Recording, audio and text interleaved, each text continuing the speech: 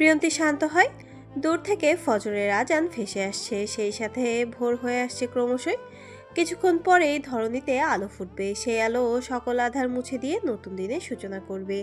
আচ্ছা, তার জীবনটাও কি এমন আলোকিত হবে? কে আনবে তার জীবনে আলো? প্রিয়ন্তীর ভাবনার মাঝে কানে বাজে হাড় হিম করা ডাক, বাবুনি বউ। বাবুনি বউ। ডাকটা শুনে বরফের ন্যায় জমে যায় প্রিয়ন্তী। সহসায় তার ছোট্ট হৃদয় থেকে দুঃখরা ছুটে গিয়ে ভর করে অস্থিরতা, তার বুক কাঁপছে। অজানা উত্তেজনায় ঘিরে ধরেছে তার সর্বাঙ্গ। প্রিয়ন্তী শান্ত হয়, মাথায় জড়িয়ে থাকা ওড়নাটাকে ভালোভাবে পেঁচিয়ে নেয় আলতো হাতে। লম্বা একটা শ্বাস টেনে পিছু ফিরতে তার চোখাচোখি হয় সৌহার্দ্যের সাথে, যে তারই দিকে তাকিয়ে আছে শান্ত দৃষ্টিতে।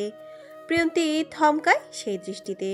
সেই দৃষ্টিতে যেন ঘোর মিশে আছে, সেই সাথে মিশে আছে কোনো কিছু পাওয়ার উচ্ছ্বাস। প্রিয়ন্তী মিয়ে যায়।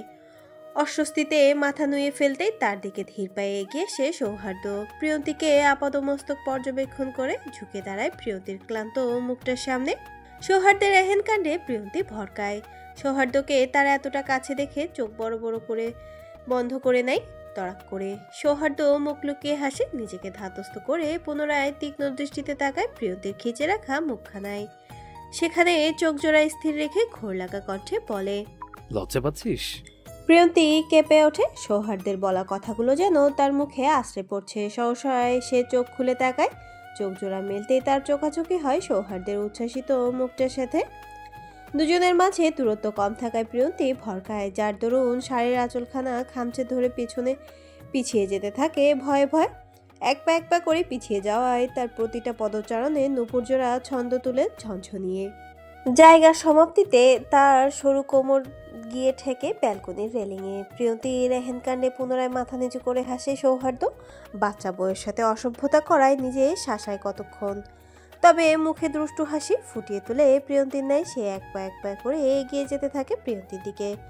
সৌহার্দ্যকে এগিয়ে আসতে দেখে প্রিয়ন্তী মিয়ে যায়। ভয়ে ভয়ে চোখ জোড়া বন্ধ করে রেলিংয়ের দুপাশে হাত রেখে তাকে বন্দি করে নেয়। সৌহার্দ্য প্রিয়ন্তীর ভীতু হয়, নিজেকে ধাতস্থ করে মাথাটা পিছিয়ে নেয়, চোখ মুখ খিচে জিজ্ঞাসা করে, কি করছেন ভাইয়া? সৌহার্দ্য স্তম্ভিত হয়। সদ্য বিবাহিত বউয়ের মুখে ভাইয়া ডাক শুনে ভ্রু কুচকে খানিকটা, তবে নিজেকে ধাতস্থ করে প্রিয়ন্তীর দিকে আরো কিছুটা ঝুঁকে হিসিয়ে বলে, কাকে ভাইয়া ডাকছিস? প্রিয়ন্তী চোখ পিটপিট করে তাকায়। সৌহার্দ্যকে তার দিকে ভ্রু কুচকে তাকিয়ে থাকতে দেখে শুকনো ঢোক গেলে অস্বস্তিতে হাতে ধরে রাখা শাড়ির আঁচলটা সহ হাত দুটোকে চেপে ধরে বুকের মধ্যিখানে। ভয়ে ভয়ে মাথা নুয়ে আমতা আমতা করে বলে, আপনাকে। সৌহার্দ্য ফোঁস করে নিঃশ্বাস ছাড়ে। প্রিয়ন্তীর ভয়ার্ত মুখটার দিকে চোখ জোড়া স্থির করে করুণ কণ্ঠে বলে, প্রিয়, তুই কি শুধু আমার কাছে আসলেই বাচ্চা হয়ে যাস? সবাইকে তো কি সুন্দর করে সামলে নিস, আমাকে সামলে নিবি কবে? সৌহার্দ্য থামে। প্রিয়ন্তীর ভয়ার্ত মুখটা দু হাতের মুঠোয় পুরে ক্লান্ত ভঙ্গিতে জিজ্ঞাসা করে, কবে বড় হবি তুই? কবে সব বুঝবি? প্রিয়ন্তী চোখ তুলে তাকায়। সৌহার্দ্যের সাথে চোখাচোখি হতে পুনরায় চোখ জোড়া নামিয়ে ফেলে তরফ করে। সৌহার্দ্যের ঠান্ডা হাতের স্পর্শে বরফের ন্যায় জমে গিয়েছে সে, যার দরুন দু হাতে শাড়ি খামচে ধরে চোখের দৃষ্টি ফেলতে থাকে এলোমেলো। সৌহার্দ্য সবকিছুই পর্যবেক্ষণ করে শান্ত দৃষ্টিতে। প্রিয়ন্তীর এলোমেলো দৃষ্টি দেখে পুনরায় ভ্রু কুচকায়। প্রিয়ন্তী কিছু বলতে যাবে তার আগেই তাকে কোলে তুলে নেয় তড়িৎ বেগে। আকস্মিক ঘটনায় প্রিয়ন্তী ভরকায়। সহসায় তার বুকটা ধক করে ওঠে অজানা ভয়ে। ভয়ে ভয়ে চোখ জোড়া বন্ধ করে এক হাতে খামচে ধরে সৌহার্দ্যের শুভ্র পাঞ্জাবির কলারখানা। কাচের চুড়ির রিনি রিনি শব্দে সেদিকে চোখ ঘুরিয়ে তাকায় সৌহার্দ্য। প্রিয়ন্তীর ছোট হাতখানা তার কলার খামচে ধরায় মাথা নিচু করে হয়ে আসে, হাসে সে। তবে নিজেকে ধাতস্থ করে পুনরায় চোখ তুলে তাকায় প্রিয়ন্তীর খিচে রাখা মুখখানায়। সেখান থেকে চোখ ঘুরিয়ে দৃষ্টি নিক্ষেপ করে দূরে জলজল করা প্রিয়ন্তীর মায়ের কবরের দিকে। সৌহার্দ্য প্রশান্ত নিঃশ্বাস ছাড়ে। রুমের উদ্দেশ্যে পা বাড়াতে বাড়াতে ক্ষীণ কণ্ঠে বলে, থ্যাঙ্কস ফুপি ফর দিস বিউটিফুল গিফট। রুমে সেই লাইট অফ করে দেয় সৌহার্দ্য। বাহিরে সবেমাত্র আলো ফুটতে শুরু করেছে। এমন এক সকলের স্বপ্ন সে রোজ দেখত, যে সকালে সে আর তার বাবুনি এক রুমে থাকবে, এক বিছানায়। সৌহার্দ্য ধীর পায়ে এগিয়ে যায় বিছানার দিকে। প্রিয়ন্তীকে আলতো করে শুয়ে দিয়ে সেও শুয়ে পড়ে প্রিয়ন্তীর অপর পাশে। প্রিয়ন্তী মিয়ে যায়, নিজেকে গুটিয়ে ফেলতে সৌহার্দ্য একটানে টেনে নেয় নিজের দিকে, যার দরুন প্রিয়ন্তীর পিঠ গিয়ে ঠেকে সৌহার্দ্যের প্রশস্ত বুকে। প্রিয়তি কেঁপে ওঠে। অস্বস্তিতে সরে আসতে চাইলে সৌহার্দ্য পুনরায় তাকে টেনে নেয় নিজের কাছে। তাকে দু হাতের মাঝে বন্দি করে ঘুম জড়ানো কণ্ঠে বলে, প্রিয়, একটু ঘুমোতে দে প্লিজ, একদম ডিস্টার্ব করবো না, প্রমিস। প্রিয়তি স্থির হয়। তার হাঁসফাঁস লাগছে। চোখ ঘোরাতেই দেখতে পায় পুরো রুম জুড়ে ছড়িয়ে আছে অন্ধকার। এক ফোঁটা আলোর রেশ না পায়ে প্রিয়তি ভয় পায়। অপরিচিত রুমের অন্ধকার যেন তার ভয় বাড়িয়ে দিচ্ছে ক্ষণে ক্ষণে, যার দরুন গলা শুকিয়ে আসছে ক্রমশই। অন্ধকারে ভয় না পেয়ে আমাকে পা, বাচ্চা বউ বলে সামনে নিচ্ছি, কি ভয়ঙ্কর না আমি? প্রিয়তি চুপসে যায়। সৌহার্দ্যের ঘুম ঝাড়ানো কণ্ঠে খানিকটা কেঁপে ওঠে, তবে নিজেকে ধাতস্থ করে ক্ষীণ কণ্ঠে জিজ্ঞাসা করে, কি সামলে নিচ্ছেন? সৌহার্দ্য মৃদু হাসে। প্রিয়ন্তীকে আর একটু কাছে টেনে নিয়ে ঘুম ঝাড়ানো কণ্ঠে হিসিয়ে বলে। সৌহার্দ্যের বলা কথাগুলো কানে গেল না কি কে জানে, তার আগেই ঘুমের রাজ্যে পাড়ি জমায় প্রিয়ন্তী। প্রিয়ন্তীর কোনো হেলদোল না দেখে মুচকি হাসে সৌহার্দ্য। নিজেও ঘুমের রাজ্যে তলিয়ে যেতে যেতে বিড়বিড়িয়ে বলে, ঘড়িতে সকাল 7টা। ধরণীতে সূর্য উঠেছে আরো অনেক আগেই। সেই সূর্যের আলো পর্দা ভেদ করে আছড়ে পড়ছে প্রিয়ন্তীর ঘুমন্ত মুখখানায়। প্রিয়ন্তী চোখ পিটপিট করে তাকায়। সহসাই তার চোখ চলে যায় সামনের দেয়ালে ঝুলতে থাকা কতগুলো ফটো ফ্রেমের দিকে, কিন্তু তার চোখ জোড়া আটকে যায় একটি ফ্রেমে, যেখানে দেখা যাচ্ছে একটা ছোট্ট রক্তাক্ত পায়ের ছাপের সাথে রয়েছে আরও একটি রক্তাক্ত পায়ের ছাপ। তবে দুটো পায়ের ছাপের আকৃতির মধ্যে রয়েছে বিশাল পার্থক্য। ছবিটাকে তার কাছে আর্ট মনে হচ্ছে, যে আর্টে দুজন প্রেমিক প্রেমিকার রক্তাক্ত পদার্পণকে ফ্রেমবন্দি করা হয়েছে সুনিপুণভাবে। প্রিয়ন্তী সবগুলো ফ্রেমে একে একে চোখ বোলায়। রুমটাকে তার কাছে অপরিচিত মনে হচ্ছে। সহসায় তার মনে পড়ে যায় গতকাল রাতের ঘটনা। প্রিয়ন্তী দীর্ঘশ্বাস ফেলে। নিজেকে ধাতস্থ করে উঠে বসতে যাবে, তখনই তার টান লাগে পেটের ওপর রাখা একটি বলিষ্ঠ হাতের। প্রিয়তি ভরকায়। চোখ ঘুরিয়ে তাকাতেই দেখতে পায় তার পাশে ভ্রুকুচকে ঘুমিয়ে আছে সৌহার্দ্য। তার বলিষ্ঠ এক হাত বিরাজ করছে প্রিয়ন্তীর পেটের ওপর। ঘুমে তলিয়ে থাকলেও তার হাতটা যেন প্রিয়ন্তীর প্রস্থানকে টের পেয়ে যায়, যার দরুন প্রিয়ন্তী উঠতেই তার ভ্রু কুচকে আসে সহসা। প্রিয়ন্তী চোখ জোড়া স্থির করে সেই ঘুমন্ত মুখখানায়। লোকটি মাত্রাতিরিক্ত ফর্সা হয়, ঠান্ডা নাকের পাটা লাল হয়ে আছে ও কানের লতিকাতেও ফুটে উঠেছে রক্তিমাভা। এলোমেলো চুলগুলো ছড়িয়ে আছে কপাল জুড়ে। প্রিয়ন্তী চোখ ঘুরায়। সৌহার্দ্যের হাতটাকে সরিয়ে দিয়ে উঠে বসে ধীর গতিতে। সৌহার্দ্যের দিকে পুনরায় এক পলক তাকিয়ে মাথার ঘোমটাটা ঠিক করে দৌড় লাগায় নিজের ঘরে। উদ্দেশ্য কাইফাকে জাগিয়ে তোলা। এই কাইফা, তাড়াতাড়ি ওঠ। আর কত ঘুমাবি? 7টা বাজে, ওঠ না বাবু। প্রিয়ন্তীর ডাকে ধরফরিয়ে উঠে বসে কাইফা।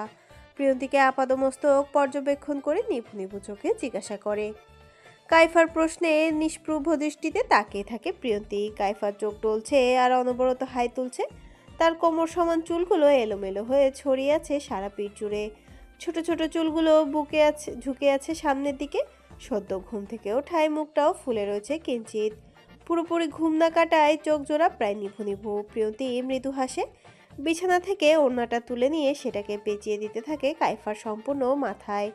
কাইফা তখনও একের পর এক হাই দিয়েই যাচ্ছে। প্রিয়ন্তী আর চোখে তাকায়। ওড়না ঠিক করে দিতে দিতে নিস্তেজ কণ্ঠে বলে, আমার বিয়ে হয়েছে বলেই শাড়ি পরেছি। কাইফা ফট করে প্রিয়ন্তীর কোলে শুয়ে পড়ে। পুনরায় ঘুমে তলিয়ে যেতে যেতে ক্ষীণ কণ্ঠে জিজ্ঞাসা করে, কার সাথে? প্রিয়ন্তী দিকশিন্নর মতো তাকায়। অচেতন মনেই বিড়বিড়িয়ে বলে, আমার জমের সাথে। কাইফা নড়ে চড়ে ওঠে। গায়ে কম্বল জড়িয়ে নিতে ঘোর কাটে প্রিয়ন্তী। প্রিয়ন্তী পুনরায় দৃষ্টি নিক্ষেপ করে কাইফার ঘুমন্ত মুখখানায়। মেয়েটা কেমন বেহুশের মতো ঘুমাচ্ছে। হয়তো রাতে ঠিকমতো ঘুম হয়নি, আর ঘুম হবেই বা কি করে। ঘুম কেড়ে নেয়ার মানুষটা যে সে নিজেই। প্রিয়ন্তী দীর্ঘশ্বাস ফেলে। কাইফাকে বালিশে শুয়ে দিয়ে ধীর পায়ে এগিয়ে যায় তার ছোট্ট আয়নাটার দিকে, যেখানে জল করে ভেসে ওঠে প্রিয়ন্তীর বিষণ্ণ মুখখানা। প্রিয়ন্তী পূর্ণ দৃষ্টি নিক্ষেপ করে সেই আয়নাটাই। আচ্ছা, তার গায়ে জড়ানো শাড়িটায় কি তাকে বউ বউ লাগছে? নিজেই নিজেকে প্রশ্ন করে প্রিয়ন্তী। তবে তার ভেতরের সত্তা চেঁচিয়ে ওঠে, একদম তাকে বউ বউ লাগছে না। বাড়ির আশ্রিতা আবার বউ হয় নাকি?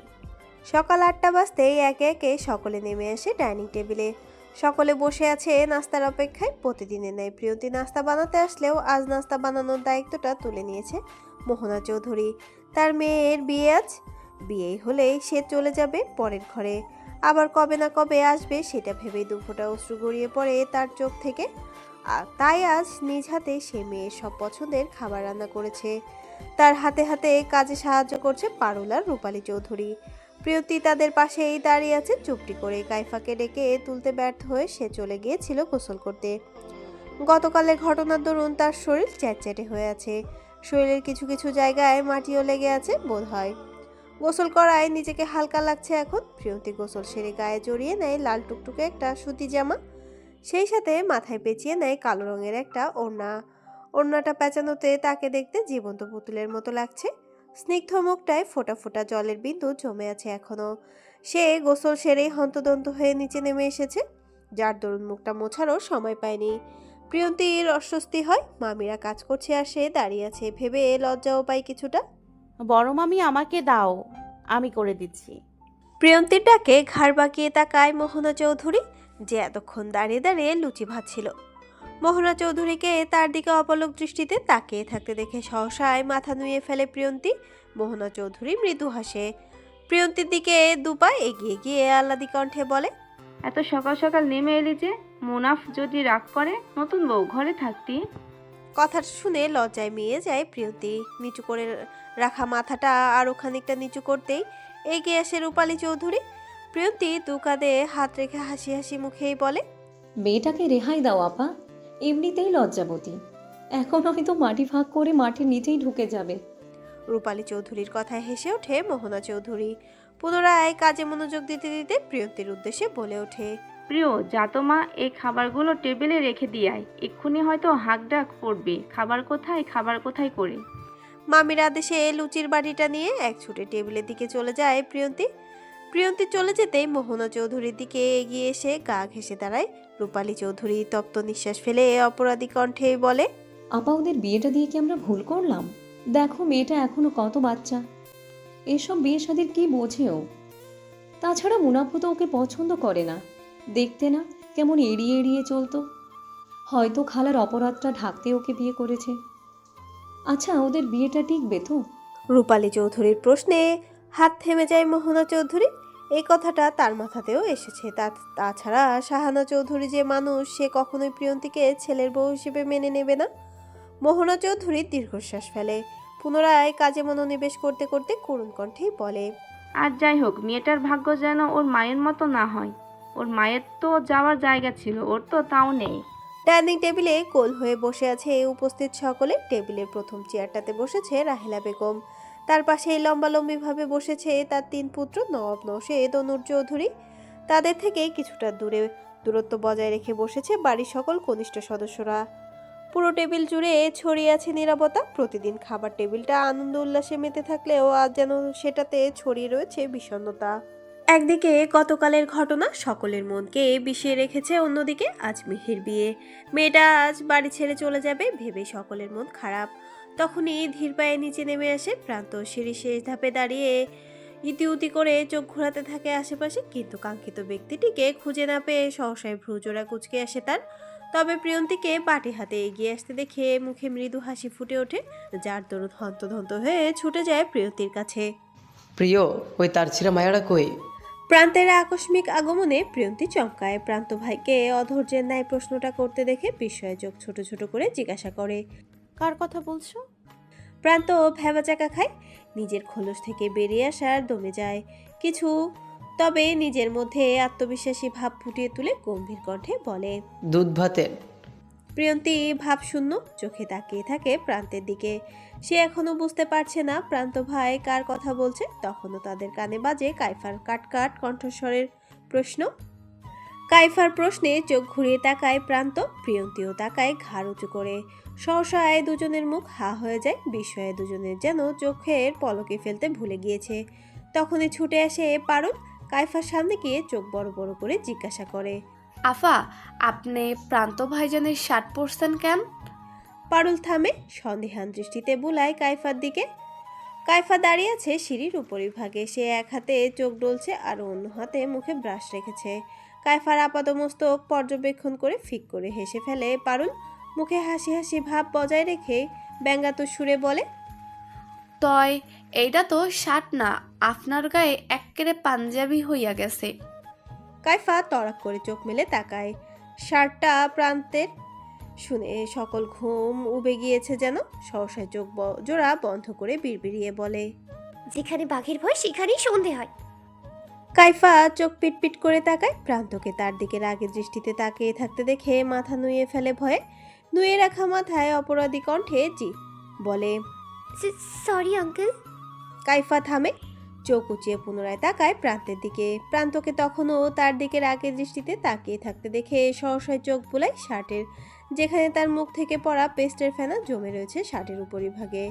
কাইফা বোকা হাসে, তড়িৎ বেগে সেটাকে মুছে নিয়ে মুখ থেকে ব্রাশটা বের করে আমতা আমতা করে বলে, সরি সরি আঙ্কেল, আমি ওয়াশরুমে গিয়েছিলাম ফ্রেশ হতে, তখনই পা পিছলে বালতির মধ্যে পড়ে যায়। পানি ভর্তি বালতিতে পড়ে আমার পুরো জামাটাই ভিজে যায়। কাইফা পুনরায় থামে, লম্বা একটা শ্বাস টেনে মিনমিনিয়ে বলে, আসলে আমার আর কোনো জামা নেই, এটাই ছিল শেষ জামা। প্রিয় জামাও কোথাও খুঁজে পাচ্ছিলাম না, তাই ছাদ থেকে শার্টটা নিয়ে পরে ফেলেছিলাম। আমি ভেবেছিলাম এটা হয়তো আঙ্কেলের। প্রান্ত চোখ ছোট ছোট করে তাকায়, কিরমিরিয়ে জিজ্ঞাসা করে, কোন আঙ্কেলের? কাইফা পুনরায় ব্রাশটা মুখে পুরে নেয়। দাঁত ঘষতে ঘষতে আত্মবিশ্বাসী কণ্ঠে বলে, আপনার আব্বার। প্রান্ত আহাম্মুকের মতো তাকিয়ে থাকে, তবে পুনরায় ফিক করে হেসে ফেলে। পারুল হাসতে হাসতে পেটের মধ্যে হাত চেপে প্রশ্ন করে, আফা, আপনি কি পাগল? প্রান্ত ভাইজান রে ও আঙ্কেল কইতাছেন, আবার হ্যার আব্বারও আঙ্কেল কইতাছেন। হ্যাঁ তো আপনার নানা হইব। প্রান্ত ফোঁস করে নিঃশ্বাস ছাড়ে। ডাইনিং টেবিলের দিকে পা বাড়াতে বাড়াতে বিড়বিড়িয়ে বলে। স্টুপিড। প্রান্ত চলে যেতেই ছুটে আসে প্রিয়ন্তী। কাইফার গালে হাত রেখে আদুরে সুরে জিজ্ঞাসা করে, বেশি ব্যথা পেয়েছিস? কাইফা মুখ থেকে ব্রাশ বের করে শার্টের পকেটে থুতু ফেলে হাসি হাসি মুখে বলে, আরে আমি ব্যথা পাইনি, ব্যথা তো পেয়েছি বালতি, ওইটা ভেঙে ওইখানে চিটপটাং হয়ে পড়ে আছে। কাইফার বোকা বোকা কথায় মুচকি হাসে প্রিয়ন্তী, তবে পুনরায় হাসতে হাসতে লুটুপুটি খায় পারুল। প্রিয়ন্তীর চোখ রাঙায়, সহসায় পারুল থেমে যায় ঠোঁটের ওপর আঙুল দিয়ে। পারুল ওকে আমার ঘরে নিয়ে যায়, ভদ্র একটা জামা পরিয়ে তবেই নিচে আনবি, আমার অনেক কাজ এখন। বলে এই ডাইনিং টেবিলের উদ্দেশ্যে পা বাড়ায় প্রিয়ন্তী। প্রিয়ন্তী চলে যেতেই ছুটে আসে পারুল। কাইফার হাত দুটো শক্ত করে চেপে ধরে হিসিয়ে বলে, আপনি এক্কেলে ঠিক করছেন আফা, আপনারে তো প্রাইজ দেওয়া উচিত। জানেন প্রান্ত ভাইজান হ্যার শার্ট কাউরে ধরবার দেয় না, এমনকি হ্যার মারেও না। একবার কি হয়েছিল জানেন? হ্যার এক বন্ধু বেড়াইছিল, ভুল কইরা হ্যার শার্ট পরছিল, বইলা তার গায়ে মরিচের গুঁড়া ঢাইলা দিছিল। আহারে বেচারা, মরিচের জ্বালায় কি চিল্লান্ডাই না চিল্লাইছে। কাইফা শুকনো ঢোক গেলে ব্রাশ হাতে ড্রয়িং রুমে উকি দিতেই বুকটা ধক করে ওঠে তার। প্রান্ত সোফায় বসে তার দিকেই তাকিয়ে আছে অগ্নিদৃষ্টিতে।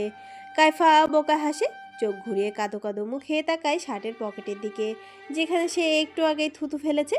সহসা সে তড়িৎ বেগে উল্টো ঘুরে দাঁড়ায়, পারুলের হাত দুটো চেপে ধরে দ্রুত পায়ে হাঁটা ধরে প্রিয়ন্তীর রুমের উদ্দেশ্যে। চোখ জোড়া পুনরায় প্রান্তের দিকে তাক করে বিড়বিড়িয়ে বলে, কাইফের বাচ্চা, তোকে এবার ঝালমুড়ি বানানোর হাত থেকে কে বাঁচাবে? ডাইনিং টেবিলে গাল ফুলিয়ে বুকে হাত বেঁধে বসে আছে মিহা। তার রাগ লাগছে, রাগের সাথে সে কিছুটা বিরক্ত, যার দরুন বারবার ফোঁস করে নিঃশ্বাস ছাড়ছে। প্রান্ত বসে আছে মিহার ঠিক সামনের চেয়ারে, যে বারবার আর চোখে মিহার অভিব্যক্তি পর্যবেক্ষণ করছে আর একটু একটু করে কলার খোসা ছাড়িয়ে সেটাই কামড় বসাচ্ছে। ব্যাপার কি রে, তুই এমন কালনাগিনীর মতো ফুসছিস কেন? আরেক কালনাগিনী চলে যাচ্ছে বলে? প্রান্তের কথায় রেগে যায় মিহা, সেই সাথে রাগে গজগজ করে ওঠে মিহি। দুই বোন রক্তচক্ষু দৃষ্টিতে তাকায় প্রান্তের দিকে। প্রান্তের কোনো হেলদোল নেই, সে ভাবলেশীনভাবে পুনরায় কলায় কামড় বসায়। বোনদের খেপাতে তার বেশ ভালো লাগে, বিশেষ করে মিহাকে। মিহা বাড়ির সবার ছোট হওয়ায় সে সকলের চোখের মণি, তবে তার সবচেয়ে শক্তিশালী পয়েন্ট হচ্ছে বাড়ির তিন কর্তা, যার দরুন তার সকল অভিযোগ, অভিমান আর আহ্লাদ গিয়ে ঠাঁই পায় তাদেরই কাছে। বাবা দেখছো ভাইয়া আমাদের কি বলছে? তোমার ছেলেকে সামলাও, না হলে এক্ষুনি আফেল মেরে তার নাক ফাটিয়ে ফেলবো আমি। মিহার অভিযোগে চোখ তুলে তাকায় নবাব চৌধুরী, তবে কথায় গুরুত্ব না দিয়ে পুনরায় খাওয়ায় মনোযোগ দিতেই তেতে ওঠে মিহি। রাগে ফোঁস করতে করতে বলে, বাবা তুমি কি শুনতে পাওনি মিহা কি বলেছে? নবাব চৌধুরী বিরক্ত হয়, টেবিল থেকে পানির গ্লাসটা তুলে সেটাই চুমুক বসায় আলসে ভঙ্গিতে। রয়ে সবটুকু পানি শেষ করে সেটাতে পুনরায় টেবিলে রাখে, নিঃশব্দে খাওয়ার মনোযোগ দিতে দিতে মেয়েদের উদ্দেশ্যেই বলে, আহা, তোমরা রাগ করছো কেন? ও তো তোমাদের সাথে মজা করছে। নব চৌধুরী থামে, মিহির দিকে তাকিয়ে শান্ত স্বরে বলে, মিহিমা, তুমি তো বড় হয়েছো, এখনও নেহার মতো বাচ্চামি করলে চলে মা? এখন তোমার উপর কত দায়িত্ব বলো তো? একটা সংসার সামলাতে হবে যে। মিহি দমে যায়। প্রান্তকে ভেঙচি কেটে পুনরায় খাওয়ার মনোযোগ দিতেই চেঁচিয়ে ওঠে মিহা, তোমার ছেলেও তো বড় হয়েছে বাবা, তাহলে ওকে বোঝাচ্ছ না কেন? ওকে এক্ষুনি বলো আমাদেরকে সরি বলতে। মিহার এহেন কাণ্ডে উপস্থিত সকল বয়োজ্যেষ্ঠই মিটিমিটি হাসে। মেয়েটা বড্ড একগুঁয়ে স্বভাবের, এটা সকলেই জানে। তাই খাওয়া থামিয়ে চোখ তুলে তাকায় নওশেদ চৌধুরী। মিহার রাগী মুখটার দিকে তাকিয়ে চোখ ঘোরায় প্রান্তের দিকে, কণ্ঠে আহ্লাদ মিশিয়ে ব্যঙ্গাত্মক সুরেই বলে, প্রান্ত, বুড়ি কিন্তু ক্ষেপে আছে, এখনই সরি বল, নাহলে তোর সাথে আমাদেরও গর্দান যাবে। প্রান্ত ফোঁস করে নিঃশ্বাস ছাড়ে। কলা শেষ অংশটুকু মুখে পুড়ে নেয় বিরক্তিতে। কলার খোসা হতে ফেলে হাত দুটো ঝাড়তে ঝাড়তে পুনরায় মিহার দিকে তাকায় আর চোখে মিহাকে এর আগে অন্যদিকে মুখ ঘুরিয়ে রাখতে দেখে হাত দুটোকে জড়ো করে করুণ কণ্ঠে বলে, নেহা বোন আমার, এই দেখ কানে ধরছি। মিহার কোনো হেলদোল নেই, সে তখনও বসে আছে পূর্বের ন্যায়। প্রান্ত থামে, চোখ ঘুরিয়ে তাকায় মিহির দিকে তাকিয়ে হাত জোর করে ইশারায় সরি বুঝায়। প্রান্তের এহেন কাণ্ডে মিহি মুখ বাঁকায়, বিড়বিড়িয়ে বলে, জুতা মেরে গরুদান। বন্ধের অভিমানের গভীরতা বুঝতে পেরে পুনরায় মিটিমিটি হাসে প্রান্ত। তবে নিজেকে ধাতস্থ করে মিহার দিকে তাকায়, চোখ ছোট ছোট করে সন্দিহান কণ্ঠে জিজ্ঞাসা করে, আমার বোনটা এমন ক্ষেপে আছে কেন? তার কি কিছু লাগবে নাকি মা বকেছে? ভাইয়ের প্রশ্নে চোখ জোড়া চকচক করে ওঠে মিহার। সহসাই টেবিলের সামনে ঝুঁকে উত্তেজিত কণ্ঠে বলে, ভাইয়া দেখো না, আপুরা সবাই আজ মিয়া আপুর সাথে তার শ্বশুরবাড়ি যাচ্ছে, কিন্তু আম্মু আমায় যেতে দিচ্ছে না। তুমি আম্মুকে রাজি করাবে প্লিজ প্লিজ। বোনের রাগের কারণ উদ্ঘাটন করতে পেরে বিজয়ের হাসি ফুটে ওঠে প্রান্তের মুখে। পুনরায় আরেকখানা কলা হাতে তুলে নিয়ে সেটাই কামড় বসাতে থাকে আয়েশি ভঙ্গিতে। পরপর দুবার কলার কামড় বসিয়ে মিহার উদ্দেশ্যে সন্দিহান কণ্ঠেই বলে, এতে আমার লাভ কি? কি পাবো আমি? প্রান্তের এহেন প্রশ্নে সহসায় সকল খুশি টপ করে নিভে যায় মিহার। পুনরায় মন খারাপ করতেই তড়িৎ বেগে বলে ওঠে সারা। প্রান্ত চোখ তুলে তাকায়, বাড়ির সকল কনিষ্ঠ সদস্যরা তার দিকে তাকিয়ে আছে করুণ দৃষ্টিতে, যেন সে হ্যাঁ বলে এখনই সকলে নেচে উঠবে। তবে এসবের মাঝেও কোনো হেলদোল নেই রিসার। সে চুপচাপ মাথা নিচু করে খেয়েই যাচ্ছে।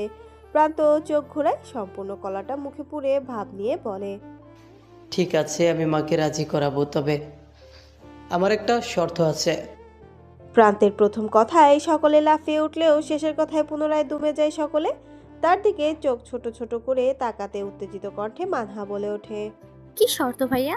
তুমি বলো, আমরা সব শর্তে রাজি।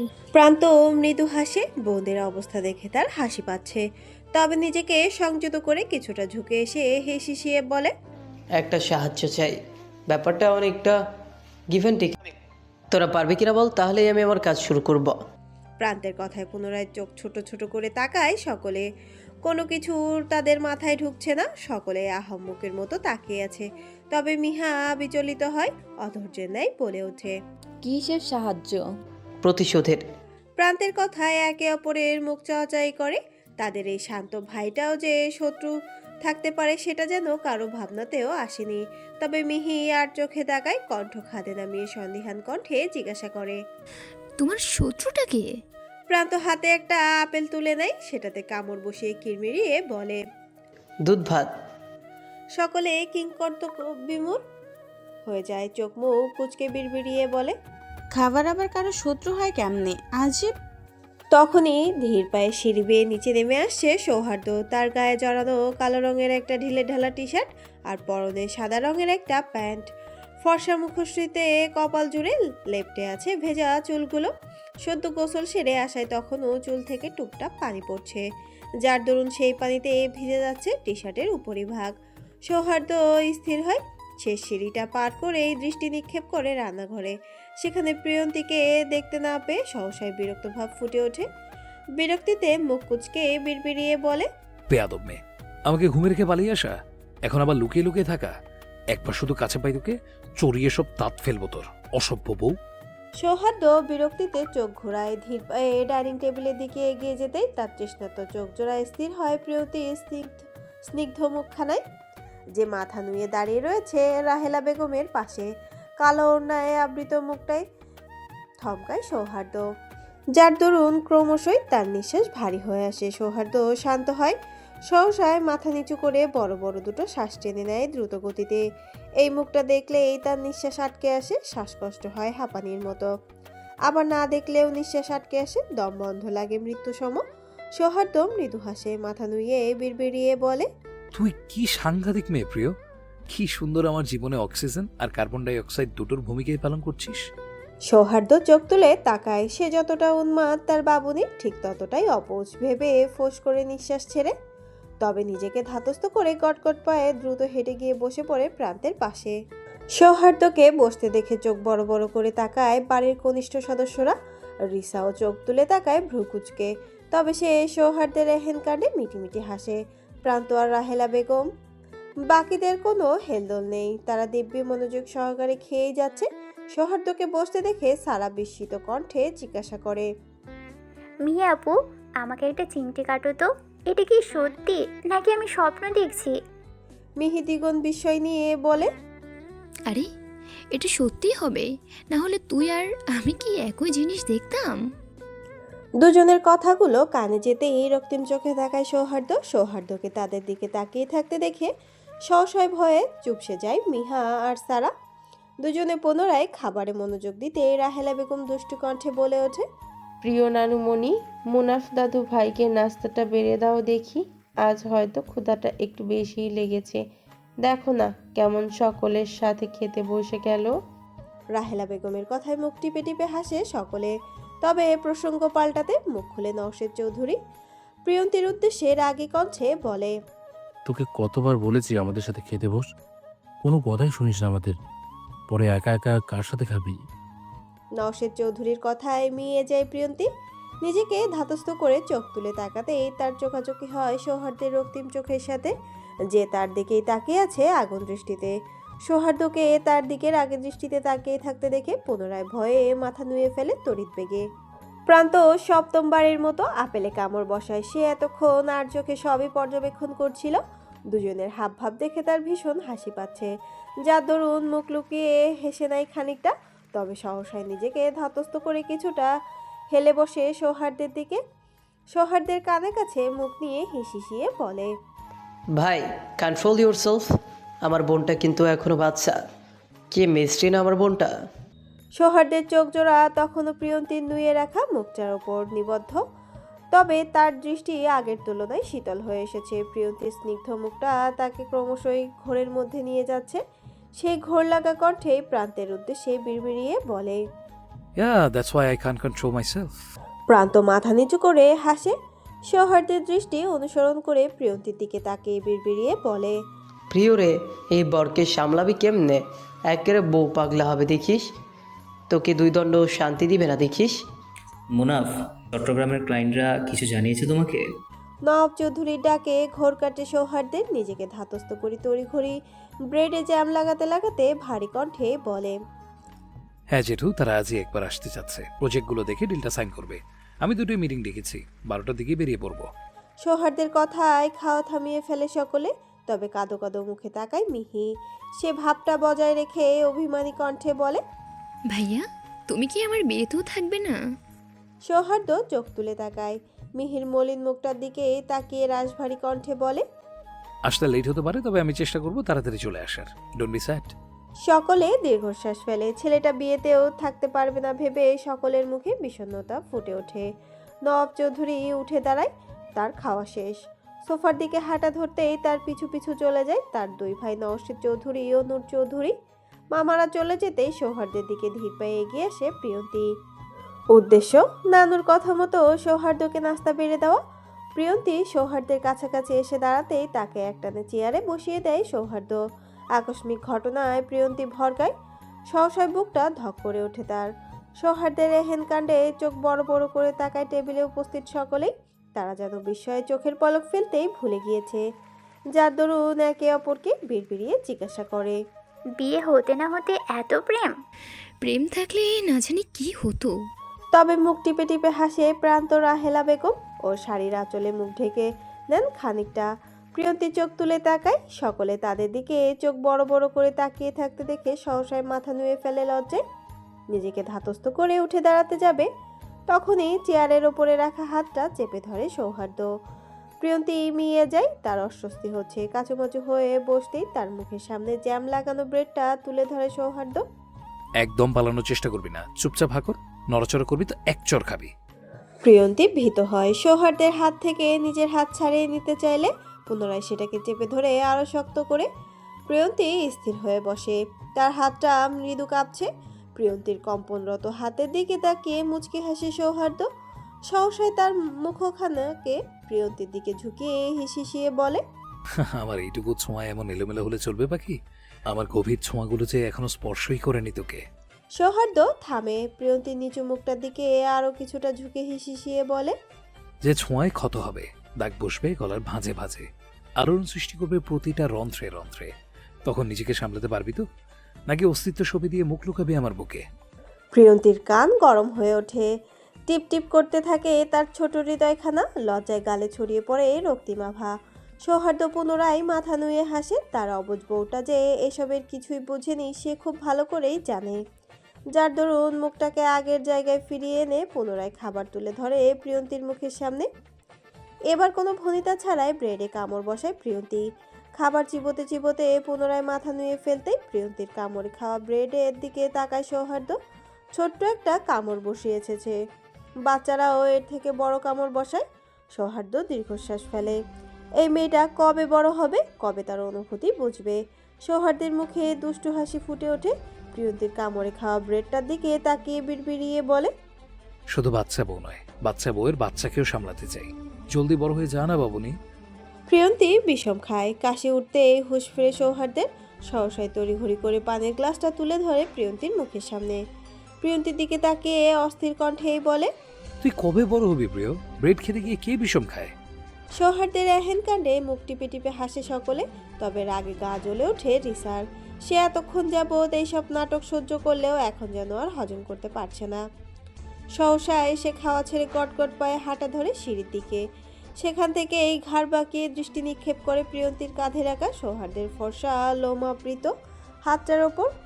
সেই হাতটার ওপর চোখ জোড়া স্থির রেখে ব্যঙ্গাত্মক সুরে আওড়ায়, আমিও দেখব এই হাত তোর কাঁধে কতদিন থেকে।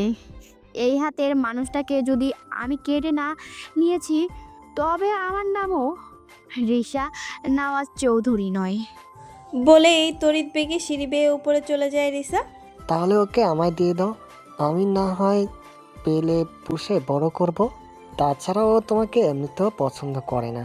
কথাটা কানে আসতেই ঘাড় বাঁকিয়ে পিছু ফিরে তাকায় সৌহার্দ্য। জারিফকে এক দৃষ্টিতে প্রিয়ন্তীর দিকে তাকিয়ে থাকতে দেখে সহসায় মাথায় আগুন জ্বলে ওঠে তার। যার দরুন হাত মুষ্টিবদ্ধ করে ঝাঁঝালো কণ্ঠে কিছু বলতে যাবে, তখনই ব্যাগ হাতে নিচে নেমে আসে শাহানা চৌধুরী। তার পিছু পিছু নামে তার দুই বোন সাহারা খাতুন আর সাবিহা আমজাদ। সৌহার্দ্য দমে যায়। মায়ের দিকে এক পলক তাকিয়ে রক্তচক্ষু নিক্ষেপ করে জারিফের দিকে। চোখ জোড়া সেখানে স্থির করে ক্ষীণ স্বরে বলে, বাস্টার্ড। শেষ সিঁড়িটা পার করতেই শাহানা চৌধুরীর চোখ চলে যায় প্রিয়ন্তীর দিকে। সহসায় তার সমস্ত শরীরে রাগে রিরি করে ওঠে। ওই ফকিনের বাচ্চা তার বাবুর পাশে বসে আছে দেখে আগুন জ্বলে ওঠে তার বুকে। সেই আগুন বুক ছেড়ে দ্রুত গতিতে ছড়িয়ে পড়ে মাথায়। তিনি শান্ত হন। রাগ নিয়ন্ত্রণে বড় বড় কয়েকটা শ্বাস টেনে নেয়। তার ইচ্ছে করছে এখনই গিয়ে ওই ফকিনীর বাচ্চাকে টেনে হিঁচড়ে তার বাবুর কাছ থেকে সরিয়ে আনতে, গালে দু চারটে চর বসিয়ে বুঝিয়ে দিতে এই বাড়িতে তার অবস্থান কোথায়। তবে আপাতত নিজেকে সংযত করেন তিনি। চোখ ঘুরিয়ে ধীর গতিতে হেঁটে চলে যান সোফার কাছে, যেখানে বসে আছে বাড়ির তিন কর্তা। ততক্ষণে জারিফ গিয়ে বসে পড়ে মানহার পাশে। সে মাত্রই বাহির থেকে ফিরেছে। ভাইজান, আমার আপা চলে যাচ্ছে, তাই আপনার সাথে কিছু কথা বলতে এসেছে। শাহানা চৌধুরীর কথায় পত্রিকা থেকে চোখ তুলে তাকা নওয়াব চৌধুরী। সহসায় তার চোয়াল শক্ত হয়ে আসে রাগে। আলাপচারিতায় ব্যাঘাত ঘটায় নওয়াব চৌধুরীর সঙ্গে। চোখ তুলে তাকায় তার দুই ভাই নওশেদ ও নূর চৌধুরী। তারাও আগুন দৃষ্টি নিক্ষেপ করে সাহারা খাতুনের ওপর। তোমার সাহস কি করে হয়? তুমি এখনো আমার বাড়িতে আমার সামনে দাঁড়িয়ে আছো? এক্ষুনি বেরিয়ে যাও। আমাকে ক্ষমা করে দিন ভাইজান, আমি অনেক বড় পাপ করে ফেলেছি। কি থেকে কি করে ফেলেছি নিজেও জানি না। আমার স্বামী মারা যাওয়ার পর থেকেই এমনটা হচ্ছে। মানসিক দুশ্চিন্তায় হয়তো মনুষ্যত্ব হারাচ্ছি, বিবেক বুদ্ধি লোপ পাচ্ছে দিনে দিনে। আসলে প্রিয়ন্তীর সাথে আমার কোনো শত্রুতা নেই, কিন্তু ওকে দেখার পরপরই আমার স্বামীর দ্বিতীয় পক্ষের মেয়ের কথা মনে পড়ে গিয়েছে। যেই মেয়েকে তিনি মৃত্যুর পর তুলে দিয়ে গিয়েছে আমার ঘাড়ে, আর সেই সাথে তার সকল সম্পত্তি করে দিয়েছে ওই মেয়েটার নামে। আমার সন্তানদের একটা কানা করিও দিয়ে যায়নি।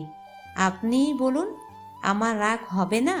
হবেই তো, হয়েছেও, কিন্তু কিছুই করতে পারিনি আমি। কেন জানেন? সে যে এখন সোনার ডিম পাড়া হাঁস, তার দয়াই তো বেঁচে আছি আমরা। তাই ওই মেয়ের উপর হওয়া সকল রাগ আর ঝাল মিটিয়েছি এই মেয়েটার উপর। আপনি এক্ষুনি এ বাড়ি থেকে বেরিয়ে যান। আপনাকে আপা বলে ডাকতেও আমার ঘেন্না করছে। ছি, একটা মানুষ এতটা নীচ হয় কি করে? আপনার সাহস কি করে হয় আমাদের প্রিয় মায়ের সাথে এত নোংরা একটা খেলা খেলার? অন্যের ওপর পুষে রাখা রাগ কেন ওর ওপর ছাড়লেন? বলুন কেন ছাড়লেন? ও তো আপনার সাথে কোনো অন্যায় করেনি, কোনো ক্ষতি করেনি আপনার, কিন্তু আপনি তো ওর অনেক ক্ষতি করে দিলেন। আমাকে মাফ করে দাও ভাই, আমার খুব বড় ভুল হয়ে গিয়েছে। তোমরা বলে আমি এক্ষুনি প্রিয়ন্তীর পায়ে ধরে ক্ষমা চাইব। প্রিয়, কেন আপনাকে স্বয়ং সৃষ্টিকর্তাও ক্ষমা করবে না? তাই সময় নষ্ট না করে এক্ষুনি বেরিয়ে যান। আপনার নিঃশ্বাস আমাদের বাড়ির বাতাসকে ও দূষিত করছে। আন্টি, আপনি যাবেন না প্লিজ। আপনি চলে গেলে মেজো মামির মন খারাপ হবে। এমন একটা দিনে সে মন খারাপ করে থাকলে আমাদের কারোরই ভালো লাগবে না। প্লিজ থেকে যান। প্রিয়, সব কি বলছিস? নিজের মুখেই তুই শুনলি যে এতক্ষণ কি কি বলল, তারপরও তুই তাকে আটকাচ্ছিস। উনি তো আমার মায়ের মতোই মামা। উনি না হয় একটু ভুল করেই ফেলেছে, তাতে কি? উনি তো ওনার ভুলটা বুঝতেও পেরেছেন। সন্তানরা ভুল করলে যেমন মায়েরা ক্ষমা করে দেন, তেমনি মায়েরা ভুল করলেও সন্তানদের ক্ষমা করে দেয়া উচিত, তাই না? ক্ষমা মহৎ গুণ, না হলে এক্ষুনি তোকে ঠাটিয়ে দুটো চর মারতাম। আমাকে ক্ষমা করে দে মা, আমি সত্যিই অনেক বেশি অন্যায় করে ফেলেছি তোর সাথে। যা, আসলেই ক্ষমার অযোগ্য। মা ডেকেছেন আবার ক্ষমাও চাচ্ছেন? জানেন না, মা হলো ক্ষমার জীবন্ত প্রতিচ্ছবি। আমি অনেক আগেই আপনাকে ক্ষমা করে দিয়েছি, একটুও রেগে নেই আপনার উপর। যেটা হয়েছে সেটা হয়তো আমার ভাগ্যেই ছিল, আর আমিও আমার ভাগ্যকে মেনে নিয়েছি। প্রিয়, তোকে আমি খুন করবো এমন উদারতা দেখানোর জন্য। আপনি ঘরে যান, আমি আপনার জন্য খাবার নিয়ে আসছি। Plan successful. তুই এই বদমাইশ মহিলাটাকে কেন ক্ষমা করলি প্রিয়? তোর জায়গায় আমি থাকলে তখনই তাকে 2 লাথি মেরে বাড়ি থেকে বের করে দিতাম। ঝাঁঝালো কণ্ঠস্বর কর্ণগহ্বরে পৌঁছাতেই পিছু ফিরে তাকায় প্রিয়ন্তী। সহসাই তার চোখ জোড়া স্থির হয় কাইফার রাগে মুখটার উপর। কাইফার আগে ফুঁসছে, বড় বড় নিঃশ্বাস ফেলে বুঝিয়ে দিচ্ছে তার রাগের তীব্রতা কতটা গভীর। প্রিয়ন্তী শান্ত দৃষ্টিতে তাকায় সেই তেজি মুখটার দিকে। নীল ওড়নায় ঢাকা মুখটা ধীরে ধীরে রক্তিম আভা ধারণ করছে রাগের তীব্রতায়। কাইফাকে এতটা রাখতে দেখে ধীর পায়ে এগিয়ে আসে প্রিয়ন্তী। এক হাতে আলগোসে কাইফার রক্তিম গালখানা চেপে ধরে শান্ত কণ্ঠে শুধায়, আমাদের প্রথম দেখাটা মনে আছে তোর? কাইফা শান্ত হয়, সহসাই তার রাগ উবে গিয়ে চোখে মুখে ভর করে শীতলতা। কাইফার মুখের অভিব্যক্তির পরিবর্তন দেখে মৃদু হাসে প্রিয়ন্তী। পুনরায় দ্বিগুণ মুগ্ধতা নিয়ে কাইফার 2 গাল চেপে ধরে আলতো স্পর্শে। সেই দিন ছিল মাদার্স ডে। সারাদিন ঝিরিঝিরি বৃষ্টি পড়ছিল, যেন আকাশটাও আমার সাথে কাঁদছে মায়ের জন্য। জানিস, পুরো 15 দিন লাগিয়ে একটা চিঠি লিখেছিলাম মাকে দেব বলে। ক্লাসের সকলে তাদের লেখা চিঠিগুলো তাদের মাকে দিতে পারলেও আমি দিতে পারিনি, সেজন্য খুব কান্না পাচ্ছিল। কষ্ট হচ্ছিল মাকে চিঠি দিতে না পারার দুঃখে। তাই গাল ফুলিয়ে বসেছিলাম স্কুলের মাঠের বেঞ্চে। সেখানে বসেই বারবার হাত দিয়ে ছুঁয়ে দিচ্ছিলাম চিঠিখানা। মনে হচ্ছিল চিঠির মধ্যে মায়ের মুখটা ভেসে উঠছে, আর আমি খুব সহজেই সেটা স্পর্শ করতে পারছি। যার দরুন সহসাই দুঃখরা পালিয়ে গিয়ে ভালো লাগা ভর করে অন্তর জুড়ে। প্রিয়ন্তী থামে। টুপ করে তার চোখ থেকে দুফোঁটা অশ্রু গড়িয়ে পড়তে নিজেকে ধাতস্থ করে পুনরায় বলে, কিন্তু সেই মুহূর্তটা বেশিক্ষণ স্থায়ী হয়নি। আচমকা এক ঝাটকায় হাত থেকে চিঠিটা কাদায় গিয়ে পড়ে। আমি বিস্মিত নয়নে তাকিয়ে থাকি সেই কাদা মাখানো চিঠিখানার দিকে। ততক্ষণে সেটা ভিজে জমে থাকা পানিতে ডুবে গিয়েছে। চাইলেও সেটাকে আর তুলে নেওয়া সম্ভব হতো না। আবার কষ্টটা পুনরায় দ্বিগুণ বেড়ে যায়। 15 দিনে একটু একটু করে লেখা অনুভূতিটা তলিয়ে যায় মুহূর্তেই। আমার ভীষণ রাগ হয়। সেই রাগ নিয়ে সামনে তাকাতেই তোর মুখটা দেখতে পাই, যে কাদা মাখানো বলটাকে বুকে জড়িয়ে আমার দিকে তাকিয়ে আছে কাদো কাদো মুখে। সেই মায়া ভরা মুখটায় থমকায়। ছোট্ট একটা বাচ্চা মেয়ে, বয়স কতই বা হবে, আমার মতোই অথবা আমার থেকেও ছোট। আমি তোর দিকে এগিয়ে যেতেই ভ্যা ভ্যা করে কেঁদে ফেলিস তুই। আমি বিচলিত হই। সন্দিহান চোখে আশেপাশে তাকাতেই দেখতে পাই উপস্থিত লোকজন আমাদের দিকে তাকিয়ে আছে সন্দিহান দৃষ্টিতে। তড়িঘড়ি করে আমি তোর মুখটা চেপে ধরি। এই মেয়ে, কাঁদছিস কেন? কাইফা চোখ পিটপিট করে তাকায়। প্রিয়ন্তীর হাতখানা নিজের মুখ থেকে সরিয়ে দিয়ে ক্ষীণ কণ্ঠে বলে, তুমি কি আমায় মারবে নাকি বকবে? বলে পুনরায় কান্না শুরু করে ভ্যা ভ্যা করে। কান্নার দরুন তার ছোট্ট শরীরখানা বারবার কেঁপে কেঁপে ওঠে। নাক দিয়ে সর্দি পড়ায় সেটা বারবার মুছে নেয় হাতের উল্টো পিঠ দিয়ে। প্রিয়ন্তী আর চোখে সব দেখে। কণ্ঠ খাদে নামিয়ে ক্ষীণ কণ্ঠে জিজ্ঞেস করে, তোকে মারবো বা বকবো কেন? তোমার গায়ে বল ছুড়লাম বলে। কথার পিঠে কথা পেয়ে 2 কদম পিছিয়ে আসে প্রিয়ন্তী। সহসাই পূর্ণ দৃষ্টিতে পর্যবেক্ষণ করতে থাকে কাইফার আপাত মস্তক। মেয়েটির পরনে কালো কুচকুচে একটি ফ্রক। ফ্রকটি হাঁটু সমান হওয়ায় তার ফর্সা পাজোড়া চকচক করছে। কাঁধ সমান বাদামি চুলগুলো দুপাশে ঝুঁটি করে রেখেছে উঁচু করে। ফর্সা গায়ের রঙে সরু চোখ জোড়া বাদামি। প্রিয়ন্তী চোখ ঘুরায়। কাইফার চোখে চোখ রেখে পুনরায় ক্ষীণ কণ্ঠে জিজ্ঞেস করে, বয়স কত তোর? কাইফা মিয়ে যায়। আমতা আমতা করে বলে, 7 বছর। প্রিয়ন্তী বুঝতে পারে মেয়েটি তার থেকে 1 বছরের ছোট, যার দরুন সে পুনরায় ধীর পায়ে এগিয়ে যায় কাইফার দিকে। প্রিয়ন্তীকে এগিয়ে আসতে দেখে কাইফা গুটিয়ে যায়। কাদা মাখানো বলটাকে শক্ত করে চেপে ধরে চোখ মুখ খিসে ফেলে তড়িৎ বেগে, আমি ইচ্ছে করে বলটা ছুঁড়িনি, বিশ্বাস করো। এটা একা একাই হাত থেকে ছুটে গিয়েছিল। এমন ভুল আর কখনো হবে না। এবারের মতো মাফ করে দাও প্লিজ। সেদিন যদি তোকে ক্ষমা না করতাম তাহলে তোর মতো এত ভালো একটা বন্ধু পেতাম বল? প্রিয়ন্তীর প্রশ্নে ঘোর কাটে কাইফার। তার চোখের সামনে এখনো সব ঘটনা জলজল করছে। সেই দিনটির কথা সে কখনোই ভুলতে পারবে না, কোনো দিন পারবে না। কাইফা তটস্থ হয়। প্রিয়ন্তীর হাত দুটো চেপে ধরে শান্ত কণ্ঠে বলে, কিন্তু তারা তো তোর সাথে অন্যায় করেছে।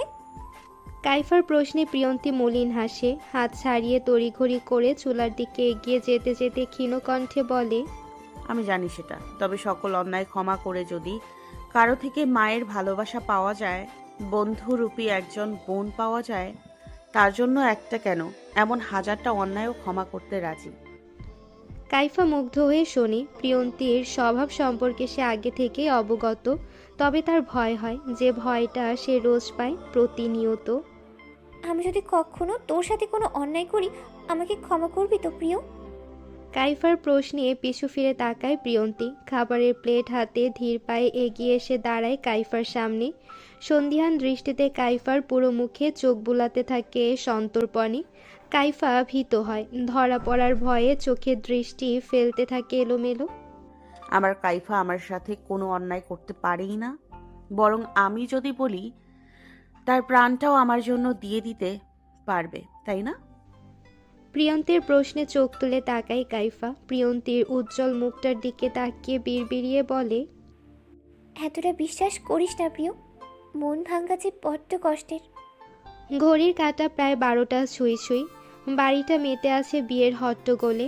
বাড়ির কর্তা গিন্নিদের বেসামাল অবস্থা, বাগানে উপস্থিত মেহমানদের তদারকি করতে করতে। সকাল হতেই বিয়ে বাড়ির অতিথি বেড়ে আগের দিনের তুলনায় দ্বিগুণ হয়েছে।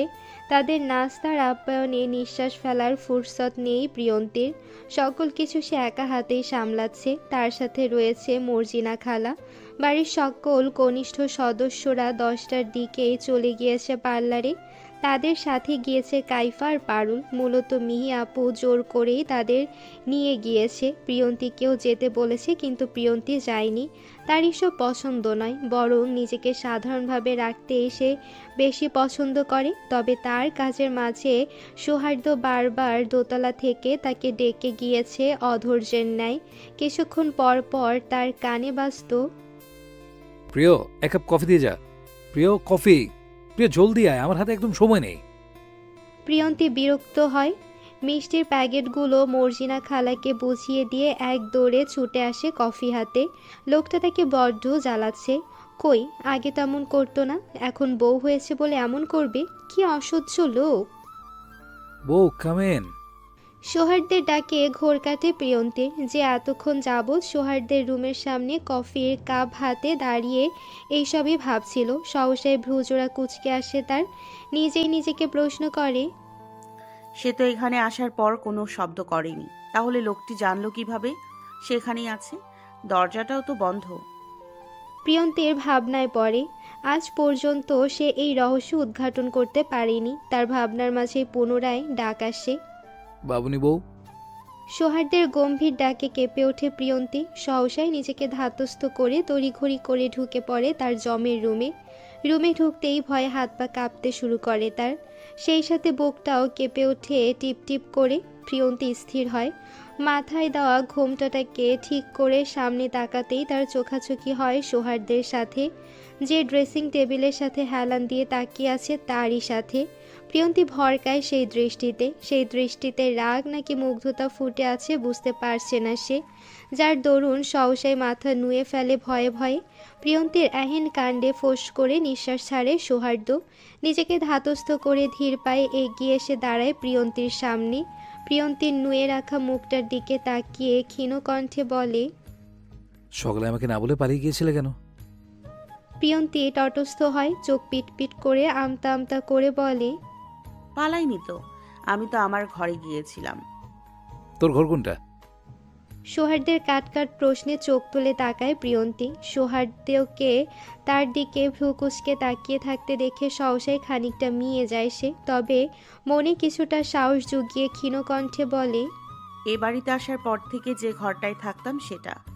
সৌহার্দ্য আরও কিছুটা এগিয়ে আসে। প্রিয়ন্তীর হাত থেকে কফির কাপটা তুলে নিয়ে সেটাই চুমুক বসায় ধীর গতিতে।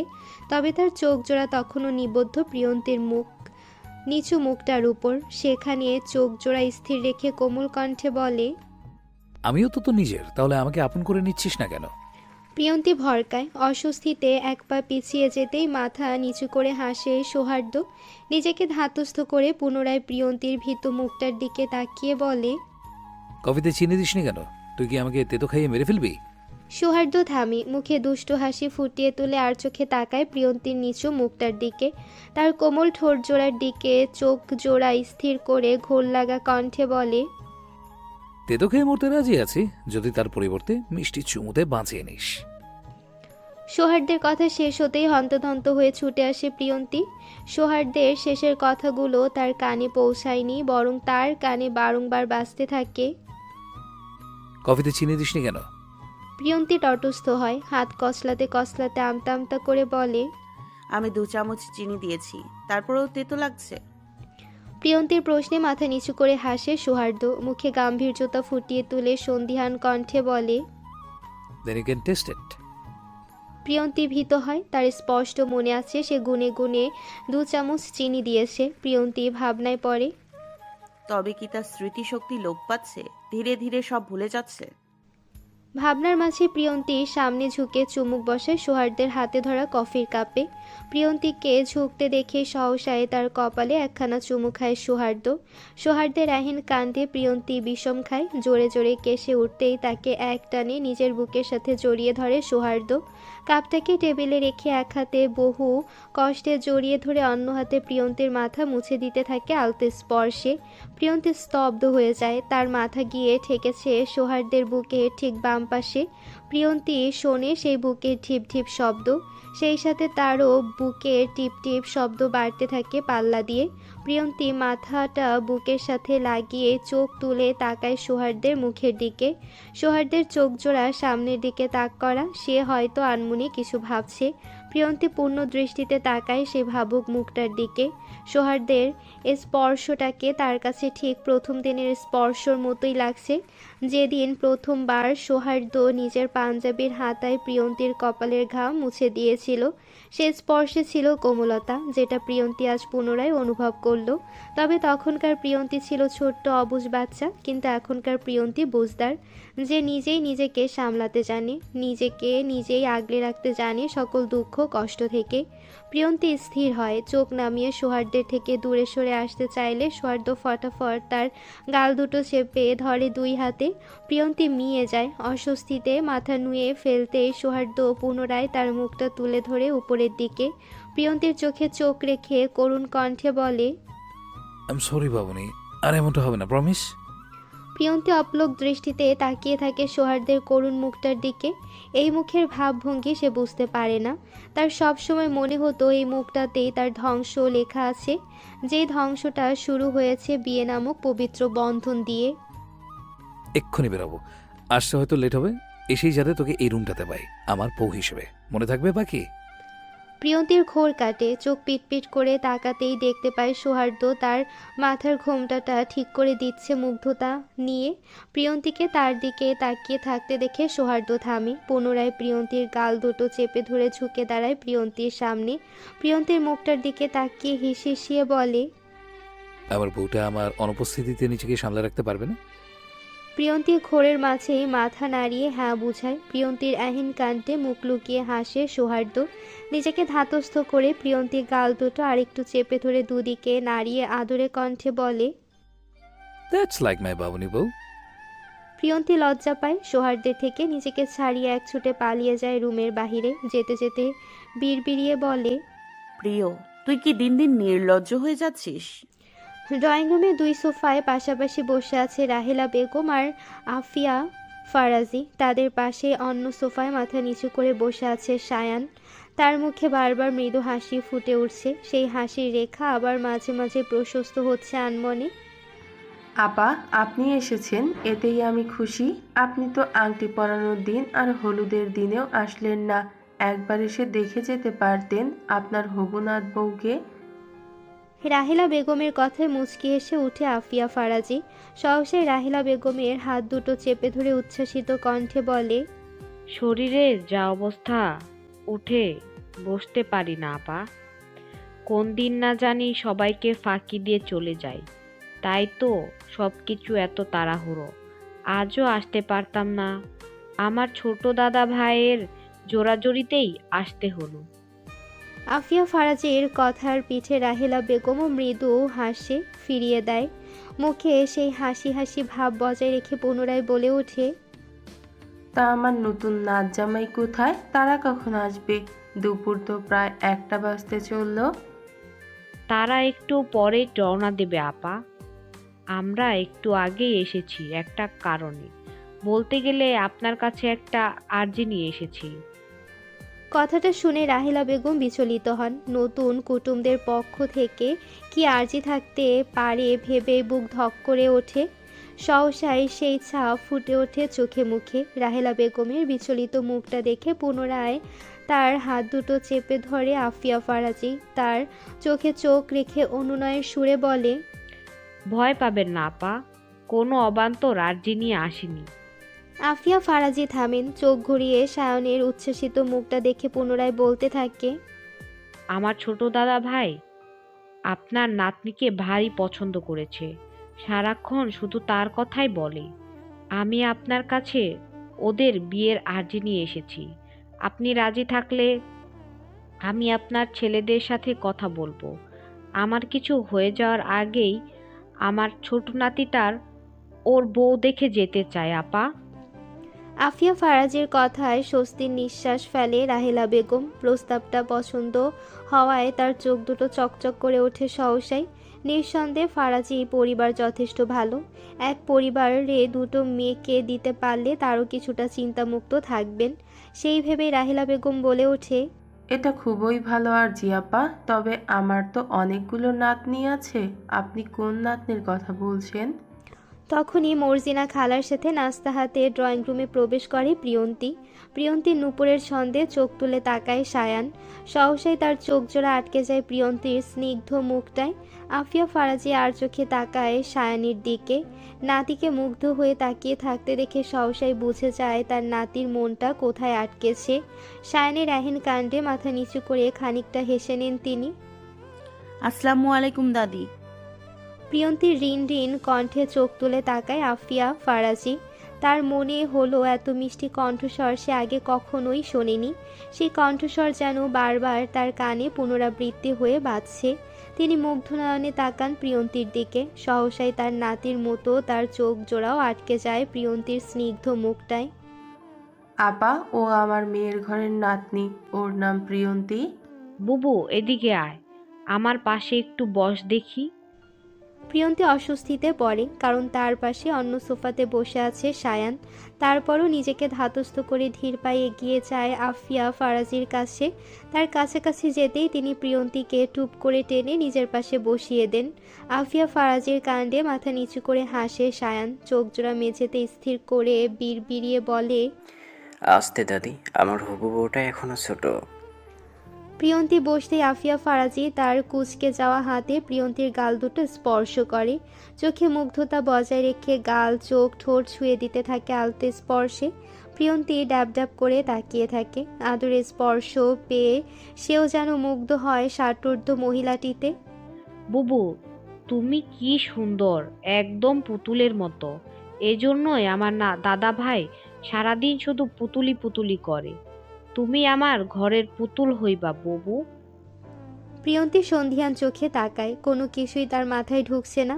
তবে কথাটা শুনে চোখ বড় বড় করে তাকায় রাহেলা বেগম। আফিয়া ফারাজের কথাটা যেন তার বুকে কাটার মতো বেঁধে।